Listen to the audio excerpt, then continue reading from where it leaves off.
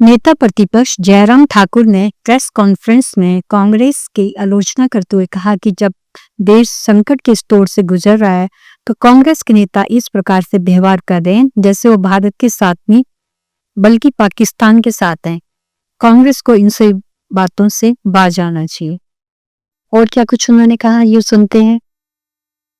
मुझे इस बात को लेकर के दुख है कि एक तरफ पूरी दुनिया भारत के साथ खड़ी है और भारत का हर नागरिक खड़ा है, बेसब्री से इंतजार कर रहा है कि जो घटना 22 तारीख को पहलगांव में घटित हुई है उसका मुंह तोड़ जवाब देना चाहिए। दूसरी तरफ कांग्रेस पार्टी और कांग्रेस पार्टी के नेता की मानसिकता पर सचमुच में हमें हैरानी होती है जिस प्रकार का व्यवहार उनका आजकल के इन दिनों में चल रहा है।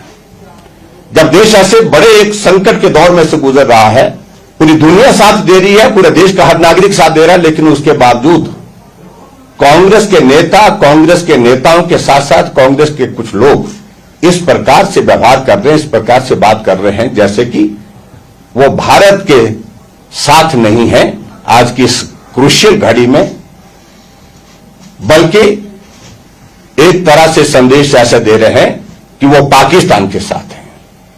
ये सचमुच एक बहुत बड़ी चिंता का विषय है और मैं हैरान होता हूं इस बात को लेकर के।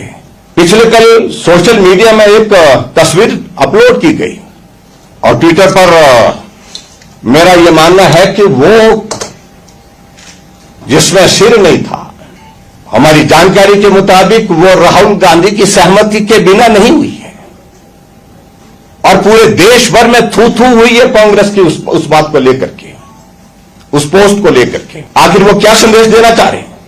और जब देखा कि चारों तरफ से जो है पूरी दुनिया, पूरा देश थूक रहा है कांग्रेस के इस कारनामे पर, ऐसी सूरत में शाम को जाकर के वो पोस्ट जो है वो सोशल मीडिया हैंडल से डिलीट की गई। आखिर का विवश होना पड़ा उनको। आज देश का मूड उनको समझ में आ गया।